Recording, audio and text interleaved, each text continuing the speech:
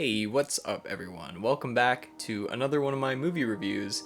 Today we'll be talking about the movie Joyride. I just finished watching this movie a couple of hours ago, so it is still fresh on my mind, and I'm very excited to talk to you guys about this movie and share my thoughts. And don't worry, I won't be giving away any spoilers.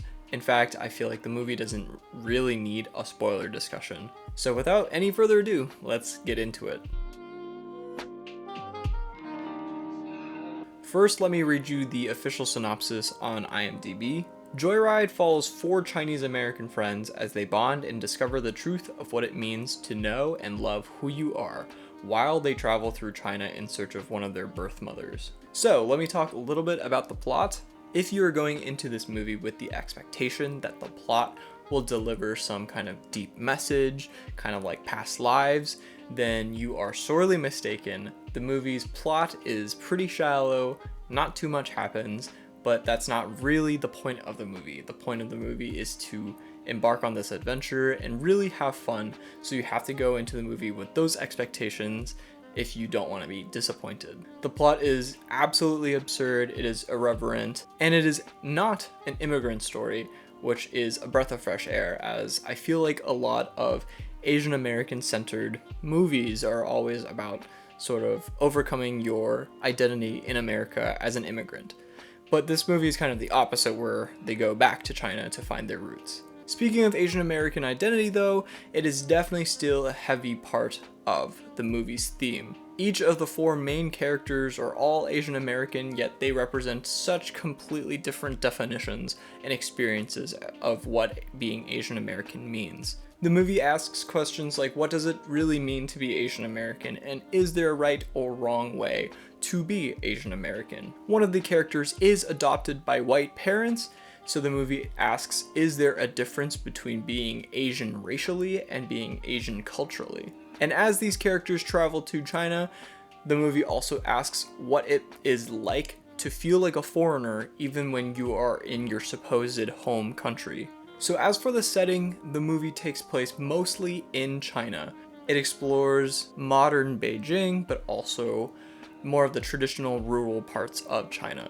And does a really good job showing these environments to make it feel like you're actually there, and it shows all these foods and cultures and scenery, and it really makes you want to go visit China for yourself. Moving on to the main four characters, they worked really well in the movie. They definitely held the movie together. The four of them had extremely good chemistry. It felt like they were real people with real relationships with each other, and each of them had such unique and dynamic personalities that truly made it super entertaining to watch. So that kind of leads me to the next point, which is the comedy. I would say about 80% of the movie delivers on its comedy. I think it is a really funny movie. I definitely found myself laughing a lot. Also, a huge shout out to the editing team of the movie, because a lot of the comedy actually came from the editing and style of the movie itself, so that worked really well. However, some parts that I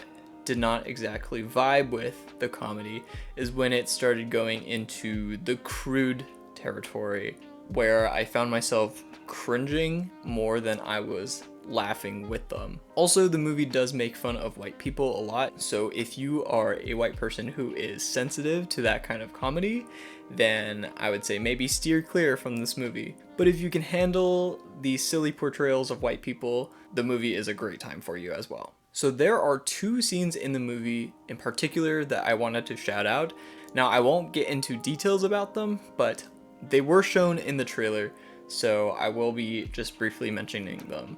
So there's one part where they're on the train, and then another part where they are dressed up as K-pop idols. These two scenes were definitely hands down the most funny, ridiculous scenes of the entire movie. Now, I really wish the trailer hadn't shown these, because I feel like it gave a lot of it away. But I will say, when you're watching the movie, definitely pay attention to these scenes, as they will deliver something unexpected and hilarious. Finally, I wanted to say that the movie is not afraid to get freaky. There's definitely about 10 to 15 minutes of the movie that is very sexual, very explicit. There's even a part where it shows full frontal, so definitely don't take your kids to watch this with you. And if you're not really into that kind of humor, you might be kind of thrown off, so just a warning. And that's kind of everything I wanted to talk about today. I wanted to keep it short, keep it brief, and just share my thoughts so you can decide if you want to watch it for yourself. If you already watched it, let me know in the comments what you thought of this movie. And if you like my reviews, go ahead and press the subscribe button. And I'll see you in the next video. Peace.